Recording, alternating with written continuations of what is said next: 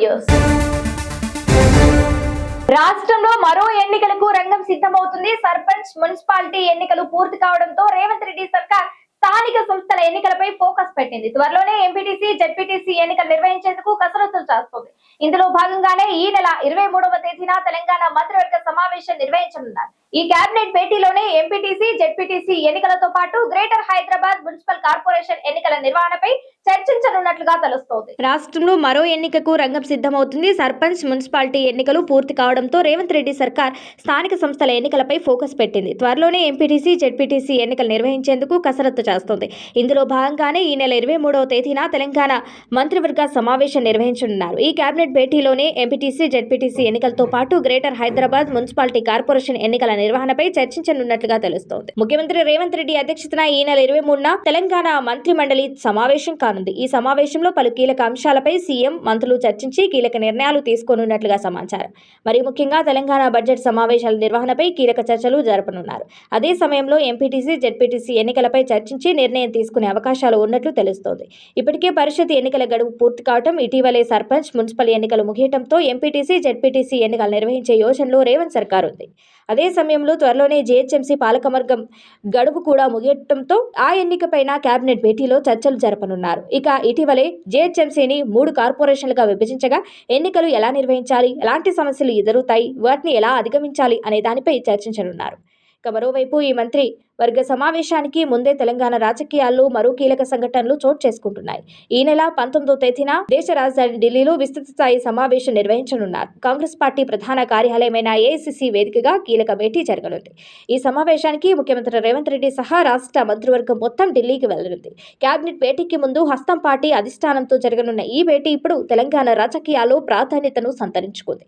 ఆ సమావేశంలో ఎలాంటి నిర్ణయాలు తీసుకుంటారు, ఆ తర్వాత జరిగే కేబినెట్ భేటీలో ఏం చర్చిస్తారు అనేది ఇప్పుడు తెలంగాణలో ఆసక్తిగా మారింది. మాజీ మంత్రి ఎర్రబెల్లి దయాకర్ రావు కన్నీళ్లు పెట్టుకున్నారు. మున్సిపల్ చైర్మన్ ఎన్నికల సందర్భంగా తీవ్ర ఉద్రిక్త పరిస్థితులు నెలకొన్నాయి. Kadiyam Kavya ex officio vote చల్లదంటూ బీఆర్ఎస్ కార్యకర్తలు ఘర్షణకు దిగారు. దీంతో ఎర్రబెల్లి పోలీసులు అదుపులోకి తీసుకుని పోలీస్ స్టేషన్ కు తరలించారు. ఈ సందర్భంగా మున్సిపాలిటీ చేజారిపోతుందని, కష్టపడి పనిచేసిన కార్యకర్తలకు ఏం సమాధానం చెప్పాలని ఎర్రబెల్లి తీవ్ర ఆవేదనకు గురయ్యారు. రాష్ట్రంలో మున్సిపల్ చైర్మన్ ఎన్నికల్లో చిత్ర విచిత్రాలు, ట్విస్టుల మీద ట్విస్టులు చోటు చేసుకుంటున్నాయి. చాలా ప్రాంతాల్లో అధికార కాంగ్రెస్, ప్రతిపక్ష బీఆర్ఎస్ పార్టీల మధ్య తీవ్ర ఘర్షణ వాతావరణం చోటు చేసుకుంటున్నాయి. కొన్ని ప్రాంతాల్లో బీఆర్ఎస్, కాంగ్రెస్ శ్రేణుల మధ్య వాగ్వాదం, మాటల యుద్ధం, దాడులు కూడా జరుగుతున్నాయి. దీంతో తెలంగాణ రాజకీయాల్లో తీవ్ర ఉద్రిక్త పరిస్థితులు నెలకొంటున్నాయి. అధికార కాంగ్రెస్ పార్టీ అక్రమంగా మున్సిపాలిటీలను కైవసం చేసుకుంటోంది. బీఆర్ఎస్ పార్టీ నేతలు, కార్యకర్తలు ఎక్కడికక్కడ అడ్డుకోవడంతో తీవ్ర ఘర్షణ వాతావరణం నెలకొంటుంది. ఈ సందర్భంగా బీఆర్ఎస్ నేత, మాజీ మంత్రి ఎర్రబెల్లి దయాకర్ రావు కన్నీళ్లు పెట్టుకోవడం తీవ్ర చర్చనీయాంశంగా మారింది. తొర్రూరు మున్సిపాలిటీ చైర్మన్ పదవి బీఆర్ఎస్ పార్టీ చేజారిపోవడంతో తీవ్ర మనస్తాపానికి గురైన ఎర్రబెల్లి దయాకర్ రావు కంటతడి పెట్టుకున్నారు. మున్సిపల్ ఎన్నికల కోసం రాత్రి పగలు తిండి నిద్రలు లేకుండా బీఆర్ఎస్ పార్టీ కార్యకర్తలు కష్టపడి పనిచేశారని, ఎక్కువ సీట్లు గెలుచుకున్నప్పటికీ చైర్మన్ పదవి దక్కకపోవడంతో ఆయన తీవ్ర భావోద్వేగానికి లోనయ్యారు. తొర్రూరు మున్సిపాలిటీలో మొత్తం 16 వార్డులుండగా అందులో బీఆర్ఎస్ 9, కాంగ్రెస్ 7 వార్డులలో విజయం సాధించాయి. అయితే పాలకుర్తి ఎమ్మెల్యే యశస్విని రెడ్డి, వరంగల్ ఎంపీ కడియం కావ్యాలు ఎక్స్ అఫీషియో ఓట్లతో కాంగ్రెస్ పార్టీ బలం 9కి చేరింది. దీంతో బీఆర్ఎస్, కాంగ్రెస్ పార్టీలకు బలాలు సమానమయ్యాయి. దీంతో మున్సిపల్ అధికారులు లాటరీ పద్ధతి ద్వారా చైర్మన్ ను నిర్ణయించారు. ఈ నేపథ్యంలోనే కాంగ్రెస్ పార్టీ తరఫున గెలిచిన కౌన్సిలర్ శ్రావణ్ ను చైర్మన్ గా ఎన్నికయ్యారు. బీఆర్ఎస్ పార్టీ తరఫున గెలిచి కాంగ్రెస్ పార్టీలోకి వెళ్లిన MP Kadiyam Kavya ex officio vote చల్లదని బీఆర్ఎస్ పార్టీ శ్రేణులతో కలిసి ఎర్రబెల్లి దయాకర్ రావు ఆందోళనకు దిగారు. దీంతో రంగంలోకి దిగిన పోలీసులు ఎర్రబెల్లి దయాకర్ రావును అదుపులోకి తీసుకుని అక్కడి నుంచి నరసింహాపేట్ పోలీస్ స్టేషన్ కు తరలించారు. ఈ నేపథ్యంలోనే ఎర్రబెల్లికి మద్దతుగా మహబూబాద్ మాజీ ఎంపీ మలోత్ కవిత, మాజీ ఎమ్మెల్యే రెడ్డియా నాయకులు నరసింహపేట పోలీస్ స్టేషన్ కు చేరుకున్నారు. ఈ నేపథ్యంలో మీడియాతో మాట్లాడిన ఎర్రబెల్లి దయాకర్ రావు ఎమోషనల్ అయ్యారు. పార్టీ కోసం తీవ్రంగా కష్టపడిన గులాబీ పార్టీ కార్యకర్తలకు ఇప్పుడు తొర్రూరు మున్సిపాలిటీ చేజారటంతో తాను ఏం సమాధానం చెప్పాలని ప్రశ్నించారు. రాజ్యాంగానికి విరుద్ధంగా కాంగ్రెస్ పార్టీ నేతలు పనిచేశారంటూ తీవ్ర ఆగ్రహం వ్యక్తం చేశారు. కార్యకర్తలు కూడా రాత్రింబాలు కష్టపడరండి. మా కార్యకర్తల కష్టం చూస్తే అయితే నాకు బాధ అనిపిస్తారు. ప్రజలైతే కార్యకర్తలు 2 రోజుల బట్టి భోజనం లేకుండా 10,000 మంది కార్యకర్తలు వచ్చి రాత్రింబాలు కష్టపడ్డారు నా కోసం. నేను ఏం చెప్పాలి, ఏదైనా చెప్పాలి, ఎట్లా ఇంత విరుద్ధంగా చేస్తా అంటే రాజకీయాలలో నేను ఉండాలన్నా పోవాలన్నా నాకైతే బాధ ఉంటుంది. దయచేసి ఏంది ఈ దౌర్జన్యం? పోలీసు వాళ్ళు కూడా దయచేసి ఇట్లా చేయటం కూడా మంచిది కాదు. కేసీఆర్ చూస్తే పక్క అభిమానం, దహేంద్రని చూస్తే అభిమానం ప్రజలు, కానీ ఇంత అరాచకాలు చూస్తుంటే నాకైతే ఏమన్నా చెప్పండి. నా కార్యకర్తలకు ఏం జవాబు చెప్పుకోవాలి? కార్యకర్తలకు నేను ఏం జవాబు చెప్పాలి? పాపం తెగించి పనిచేసేది ఈ రోజు. జై తెలంగాణ.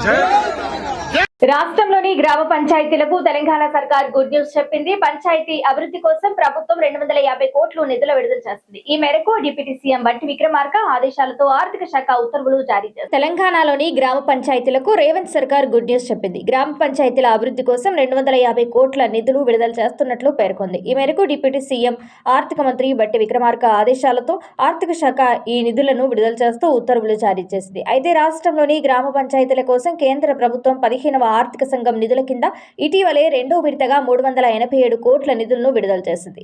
ఈ నిధులను గ్రామాల్లో మౌలిక వసతుల అభివృద్ధికి గాను, పారిశుద్ధ్యం, తాగునీటి సదుపాయాలకు గాను, రహదారులను పునరుద్ధరించేందుకు, కొత్త రోడ్లను నిర్మించేందుకు ఉపయోగించాలని కేంద్రం పేర్కొంది. ఈ మేరకు రాష్ట్ర ప్రభుత్వం తాజాగా ఈ నిధులను విడుదల చేస్తూ ఉత్తర్వులు జారీ చేసింది. అయితే ఈ 15వ ఆర్థిక సంఘం కింద ఇంకా రాష్ట్రానికి సుమారు 3,000 కోట్లు రావాల్సి ఉన్నట్లు తెలుస్తోంది. ఈ నిధులను కేంద్ర ప్రభుత్వం విడుదల వారీగా విడుదల చేయనున్నట్లుగా పేర్కొంది. కేంద్ర ప్రభుత్వ ఉద్యోగులు, పెన్షనర్లకు భారీ గుడ్ న్యూస్. హోలీ పండుగకు ముందే డిఏ పెరగనుంది. దాంతో ఉద్యోగుల జీతాలు, పెన్షనర్ల వేతనాలు భారీగా పెరిగే అవకాశంలో కనిపిస్తుంది. 2026 ఆర్థిక సంవత్సరం ప్రారంభంలో కేంద్ర ప్రభుత్వం ఉద్యోగులు, పెన్షనర్లకు బిగ్ రిలీఫ్ అని చెప్పారు. ప్రభుత్వ వర్గాల సమాచారం ప్రకారం జనవరి 2026 నుంచి డిఎన్ఎస్ అలవెన్స్ డిఏ పెంపు ఉంటుందని అంచనా వేస్తున్నారు. ఇక మార్చి మొదటి వారంలో ప్రకటన వెలువడే అవకాశం ఉందని తెలుస్తుంది. ఇదే జరిగితే లక్షలాది మంది ఉద్యోగులు, పెన్షనర్ల వేతనాల్లో భారీ మార్పు ఉంటుంది. 7వ వేతన సంఘం పదవీ కాలం డిసెంబర్ 31, 2025తో ముగిసింది. ఇప్పుడు అందరి దృష్టి 8వ వేతన సంఘంపైనే పడింది. ఈ క్రమంలోనే డిఏ పెంపై అనేక ఊహాగానాలు వినిపిస్తున్నాయి. సాధారణంగా డిఏ ఏడాదికి 2 సార్లు సవరిస్తారు. మొదటి సవరణ జనవరి నుంచి అమల్లోకి వచ్చి మార్చిలో ప్రకటిస్తారు. జూలై నుంచి అమల్లోకి వచ్చే రెండవ సవరణ పండుగ సీజన్ లేదా దీపావళి సమయంలో ప్రకటిస్తారు. ఈ ప్రక్రియను మునపటి అన్ని పే కమిషన్లు కూడా ఫాలో అయ్యాయి. ఉద్యోగుల నెలవారీ జీతాలు, పెన్షన్లలో భారీగా మార్పులు ఉంటాయి. ఇక డిసెంబర్ 2025 వరకు డిఏ 58%గా ఉంది. జూలై 2025లో 3% పెంపు తర్వాత నిర్ణయించారు. ఇప్పుడు 2026 నుంచి మరో 2% పెంచే యోచనలో ఉన్నట్లు చర్చ జరుగుతోంది. అదే జరిగితే డిఏ 60%కి చేరుకోవచ్చు. గత 26 ఏళ్లలో అతి చిన్న పెంపు అయినప్పటికీ ఉద్యోగుల జీతాల, పెన్షన్లు, బకాయిలపై ప్రత్యక్షంగా ప్రయోజనాన్ని అందిస్తోంది.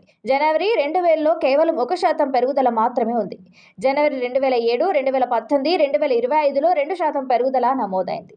ఇక కేంద్ర ప్రభుత్వం నవంబర్ 3, 2025న 8వ వేతన సంఘం నిబంధనలను జారీ చేసింది. సాధారణంగా కొత్త వేతన సంఘం అమలు తర్వాత డిఏని ప్రాథమిక జీతంతో చేర్చుతారు. కొత్త వేతన నిర్మాణం కింద డిఏ లెక్కింపులు ప్రారంభమవుతాయి. అంటే ప్రస్తుత 58% లేదా 60% డిఏ భవిష్యత్తులో కొత్త ప్రాథమిక జీతంలో భాగం కానుంది. తద్వారా ప్రారంభ జీతంలో భారీగా మార్పులు రానున్నాయి. డిఏ పెంపుతో ప్రభుత్వ ఉద్యోగుల నెలవారీ జీతాలు భారీగా పెరగనున్నాయి. అలాగే పెన్షనర్లకు పెన్షన్లు, బకాయిలు మొత్తం అందనున్నాయి. ఇంకా కొత్త వేతన విధానం అమల్లో ప్రాథమిక జీతంలో కూడా భారీగా పెరిగే అవకాశం ఉంది. తెలంగాణలోని రేవంత్ రెడ్డి సర్కార్ కీలక నిర్ణయం తీసుకుంది. రాష్ట్రంలోని 9,000 మందికి లబ్ధి చేకూర్చేందుకు చర్యలు ప్రారంభించింది. ఈ మేరకు అధికారులు కసరత్తు చేస్తున్నారు. ఇందుకోసం ఇవాళ రేపు అధికారిక ఉత్తర్వులు వెలువడనున్నాయి. కాంగ్రెస్ ప్రభుత్వం అధికారంలోకి వచ్చిన తర్వాత అర్హులైన ప్రతి ఒక్కరికి సొంతింటి కలను సాకారం చేసేందుకు చర్యలు చేపట్టింది.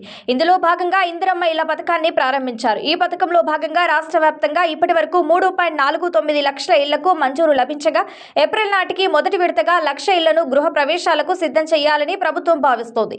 మిగిలిన ఇళ్ల నిర్మాణాన్ని జూన్ లేదా జూలై మాసం నాటికి పూర్తి చేసేలా కార్యాచరణ రూపొందించారు. ఇదే క్రమంలో రాష్ట్ర ప్రభుత్వం మరో కీలక నిర్ణయం తీసుకుంది. ఉమ్మడి రాష్ట్రంలో గత టీఆర్ఎస్ ప్రభుత్వంలో ఇల్లు మొదలుపెట్టి బేస్మెంట్ కట్టి వదిలేసిన లబ్ధిదారులకు ప్రభుత్వం శుభవార్త చెప్పింది. వారికి కూడా ఇందిరమ్మ ఇళ్ల పథకం కింద ఇండ్లు మంజూరు చేయాలని ప్రభుత్వం నిర్ణయించింది. ఈ మేరకు నేడో రేపు అధికారిక ఉత్తర్వులు వచ్చే అవకాశం ఉందని అధికారులు పేర్కొంటున్నారు. ఉమ్మడి రాష్ట్రంలో ఇందిరమ్మ ఇళ్ల పథకంలో భాగంగా ఇండ్లు మంజూరై బేస్మెంట్ కట్టగానే ప్రభుత్వం మారింది. ఆ తర్వాత బీఆర్ఎస్ ప్రభుత్వం ఇండ్ల నిర్మాణానికి సాయం అందించలేదు. దీంతో ఆ ఇండ్లన్నీ బేస్మెంట్ వివిధ దశల్లో ఆగిపోయాయి. మరోవైపు గత ప్రభుత్వం ఎన్నికలు జరిగే ముందు గృహలక్ష్మి పథకంను ప్రారంభించింది. ఈ పథకంలో భాగంగా ఇండ్లు లేని లబ్ధిదారులకు 3 లక్షల సాయం చేస్తామని ప్రభుత్వం చెప్పింది. అయితే బేస్మెంట్ మొదలు పెట్టే సమయానికి ఎన్నికల షెడ్యూల్ రావడంతో ప్రభుత్వం సాయం అందించలేదు. దీంతో ఆ ఇండ్ల నిర్మాణాలు పూర్తి కాలేదు. ఇలా రాష్ట్ర వ్యాప్తంగా 9,000 మంది ఉన్నట్లు అధికారులు గుర్తించారు. వారందరికీ ఇందిరమ్మ ఇండ్ల పథకం ద్వారా లబ్ధి చేకూర్చాలని ప్రభుత్వం నిర్ణయించింది. ఇందిరమ్మ ఇండ్ల పథకంలో భాగంగా ప్రతి ఇంటికి 5 లక్షలను ప్రభుత్వం అందజేస్తుంది. 3 నుంచి 4 విడతల్లో ఈ సొమ్మును లబ్ధిదారుల బ్యాంక్ ఖాతాలో జమ చేస్తుంది. అయితే గతంలో నిలిచిపోయిన ఇండ్ల నిర్మాణానికి ఇందిరమ్మ ఇండ్ల పథకంను అమలు చేయడం ద్వారా వారికి బేస్మెంట్ సాయం 1,00,000 మినహాయించి మిగతా 4 లక్షల సాయాన్ని అందజేయాలని ప్రభుత్వం నిర్ణయించింది. తెలంగాణలో ముస్లిం ప్రభుత్వ ఉద్యోగులకు రాష్ట్ర ప్రభుత్వం గుడ్ న్యూస్ చెప్పింది. రంజాన్ పండుగ సందర్భంగా ఈ నెల 19 నుంచి మార్చి 20 వరకు ముస్లిం ఉద్యోగులు విధుల నుంచి సాయంత్రం 4 గంటలకే ప్రార్థనల కోసం వెళ్లడానికి వెసులుబాటు కల్పించింది. ఈ మేరకు ఉత్తర్వులు జారీ చేశారు. ఇస్లామిక్ క్యాలెండర్ ప్రకారం ఇది 9వ మాసం. రంజాన్ నెల ఆకాశంలో నిలవక కనిపించడంతో ప్రారంభమవుతుంది. ఈసారి మన దేశంలో ఈ నెల 18 లేదా 19 నుంచి ఉపవాస దీక్షలు ప్రారంభమయ్యే అవకాశం ఉంది. ఒకవేళ ఈ నెల 15న సాయంత్రం ఆకాశంలో నిలవంక కనిపిస్తే ఆ తర్వాతి రోజు నుంచి రంజాన్ ప్రారంభమవుతుంది. ఒకవేళ ఆ రోజున నిలవంక కనబడకపోతే ఈ నెల 19 నుంచి రంజాన్ మాసం ప్రారంభమవుతుంది. ఇస్లాం ధర్మంలోని 5 ప్రధాన స్తంభాల్లో రంజాన్ ఉపవాసం ఒకటి. మిగతావి షహదా, సలాత్, జాకత్, హజ్. సినిమా పైరసీ కేసులో అరెస్ట్ అయి జైల్లో ఉన్న ఐబొమ్మ రవికి భారీ ఊట లభించింది. ఈ కేసులో ఐబొమ్మ రవికి హైకోర్టు బెయిల్ మంజూరు చేసింది. బెయిల్ మంజూరు సమయంలో కోర్టు పలు షరతులు విధించింది. సినిమాల పైరసీ చేసి వాటిని వెబ్సైట్ లో ఉంచుతున్న ఐబొమ్మ రవిని తెలంగాణ పోలీసులు వలవేసి అరెస్ట్ చేసిన సంగతి తెలిసిందే. ఈ నేపథ్యంలోనే దాదాపు 100 రోజులుగా జైల్లో ఉన్న ఐబొమ్మ రవికి ఎట్టకేలకు బెయిల్ వచ్చింది. ఐబొమ్మ వెబ్సైట్ నిర్వాహకుడు అయిన ఐబొమ్మ రవికి తాజాగా తెలంగాణ హైకోర్టు షరతులతో కూడిన బెయిల్ను మంజూరు చేస్తూ ఉత్తర్వులు జారీ చేసింది. సినిమాలు పైరవీ చేసిన కేసులో నవంబర్ 16వ తేదీన ఐబొమ్మ రవిని పోలీసులు హైదరాబాద్ లో అరెస్ట్ చేసిన సంగతి తెలిసిందే. బెయిల్ మంజూరు సమయంలో హైకోర్టు ఐబొమ్మ రవికి కీలక ఆదేశాలు జారీ చేసింది. ఎలాంటి పరిస్థితుల్లోనైనా భారతదేశం విడిచి బయటికి వెళ్లొద్దని ఆదేశించింది. మున్సిపల్ కమిషనర్లు అధికారులపై సీఎం రేవంత్ రెడ్డి తీవ్ర ఆగ్రహం వ్యక్తం చేశారు. చాలా మంది అధికారులు క్షేత్రస్థాయిలో పారిశుద్ధ పనులకు పర్యవేక్షించడం లేదని తెలిపారు. త్వరలోనే తాను ప్రతి జోన్ లో పర్యటిస్తానని, విధుల్లో అలసత్వం వహిస్తే అక్కడికక్కడే సస్పెండ్ చేస్తానని తీవ్ర హెచ్చరికలు చేశారు. జీహెచ్ఎంసీ వివిధ సమస్యల పరిష్కారానికి సూచనలు అందించారు. కొత్తగా ఎన్నికైన మేయర్లు, మున్సిపల్ చైర్మన్లకు ట్రైనింగ్ ఇవ్వాలని సూచించారు. త్వరలోనే తాను ప్రతి జోన్ లో స్వయంగా పర్యటిస్తానని, ఆ సమయంలో రోడ్లు శుభ్రంగా లేకపోయినా పారిశుద్ధ సమస్యలు ఉన్న సంబంధిత అధికారులపై వెంటనే చర్యలు తీసుకుని స్పాట్ లోనే సస్పెండ్ చేస్తానని హెచ్చరించారు. అదే సమయంలో చాలా మంది అధికారులు ఫీల్డ్ లోకి వెళ్లడం లేదని తెలిపిన సీఎం రేవంత్ రెడ్డి మున్సిపల్ అధికారులు, కమిషనర్లపై సీరియస్ అయ్యారు. ఉదయమే కమిషనర్లు, జోనల్ కమిషనర్లకు క్షేత్రస్థాయికి వెళ్లి పారిశుద్ధ్యంపై ప్రత్యేక దృష్టి పెట్టాలని ఆదేశించారు. హైదరాబాద్ నగరంలో స్మార్ట్ పోల్స్ ఏర్పాట్లపై అధ్యయనం చేయాలని సీఎం అధికారులకు ఆదేశాలు జారీ చేశారు. ట్రాఫిక్ ఎక్కువగా ఉండే ప్రాంతాల్లో పబ్లిక్ ప్రైవేట్ పార్ట్నర్షిప్ విధానంలో స్కైవాక్ బ్రిడ్జిల ఏర్పాటుపైన అధ్యయనం చేయాలని సూచించారు. నెక్లెస్ రోడ్ రైల్వే స్టేషన్ దగ్గరలో మల్టీ లెవెల్ కార్ పార్కింగ్ ఏర్పాట్లు చేయాలని అధికారులకు ఆదేశాలు జారీ చేశారు. నగరంలో అడ్వర్టైజింగ్ బోర్డులు ఏర్పాటు చేయడంపై జాగ్రత్తలు తీసుకోవాలని పేర్కొన్నారు. రాష్ట్ర ప్రభుత్వ ఖజానాకు వచ్చే ఆదాయం చేజారిపోకుండా చర్యలు చేపట్టాలని సీఎం రేవంత్ రెడ్డి సూచించారు.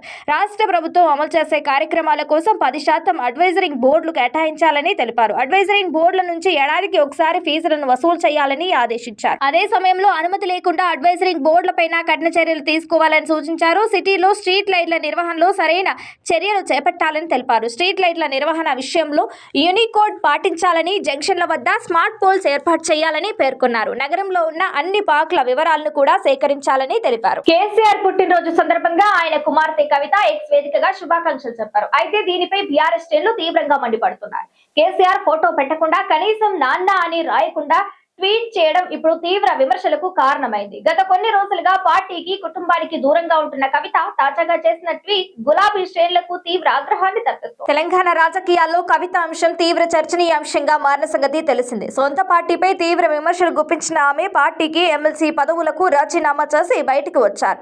ఆ తర్వాత తెలంగాణ జాగృతి అధ్యక్షురాలుగా కొనసాగుతున్న కవిత కొత్త పార్టీని పెట్టే యోచనలో ఉన్నారు.